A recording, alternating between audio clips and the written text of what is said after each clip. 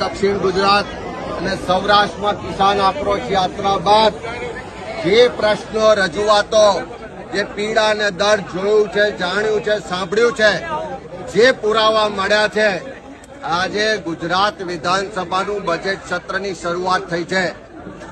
આ ગુજરાતની જનતાનો અવાજ આ ભારતીય જનતા પાર્ટીના ધારાસભ્યો તો વિધાનસભામાં નહીં ઉઠાવે, પણ આ ગુજરાતની જનતાનો અવાજ કોંગ્રેસ પાર્ટી આજે રસ્તા પર ઉતરીને પણ ઉઠાવી રહી છે.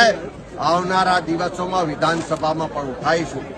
આજે આખા ગુજરાતમાંથી ક્યાંક ખેડૂત આવ્યો છે કે જેના ખેતરમાં જબરજસ્તીથી પોલ ઉભા કરવામાં આવે છે, ક્યાંક ખેડૂતના ખેતરમાં ખોટી જમીન માપણી થઈ છે. એવા ખેડૂતો પોતાનો આક્રોશ લઈને આ સભામાં આવ્યા છે. ગુજરાતમાં દારૂ ને ડ્રગ્સને કારણે જે પરિવારો બરબાદ થયા છે, જે યુવાનોના મોત થયા, જે નાની ઉંમરે બેન દીકરીઓ વિધવા થઈ, એના પરિવારો આક્રોશ સાથે દારૂ ને ડ્રગ્સ બંધ કરાવો એ માંગ લઈને આવ્યા છે. સમગ્ર અંબાજીથી ઉમરગાંવ સુધીનો આદિવાસી વિસ્તાર કે જ્યાં જાતિના દાખલા નથી મળતા, જ્યાં જળ જંગલ જમીનના અધિકારો માટે આદિવાસી સમાજ સંઘર્ષ કરી રહ્યો છે, લડી રહ્યો છે, એ આદિવાસી સમાજના લડવૈયા આજે સભામાં આવ્યા છે. મોંઘવારીથી ત્રસ્ત પરિવારો આવ્યા છે, ગરીબોના ઘરો પર બુલડોઝર ફરે છે, પીડિત પરિવારો આવ્યા છે. ક્યાંક પીપીપી મોડલના નામે બિલ્ડરો જે લોકોને ડરાવે દબાવે છે, લૂંટ ચલાવે છે, એવા પીડિત પરિવારો આવ્યા છે. જ્યારે આખા ગુજરાતમાં ફિક્સ પગાર કોન્ટ્રાક્ટ ને આઉટસોર્સિંગના નામે શોષણ થતું હોય, ત્યારે એવા શોષિત યુવાનો પણ આવ્યા છે. મધ્યાહન ભોજનનો કર્મચારી હોય, આશા વર્કર બહેન હોય, આંગણવાડીની બહેન હોય કે વીસીએ હોય કે સરકારી કર્મચારી કહેવાય, એવા પરિવારો પણ પોતાના પ્રશ્નો લઈને આવ્યા છે. આજે લારી ગલ્લા પાથરણાના લોકો આવ્યા છે કે જેના સરકારમાં બેઠેલી પોલીસ હપ્તા લઈને પણ હેરાનગતિ કરે છે.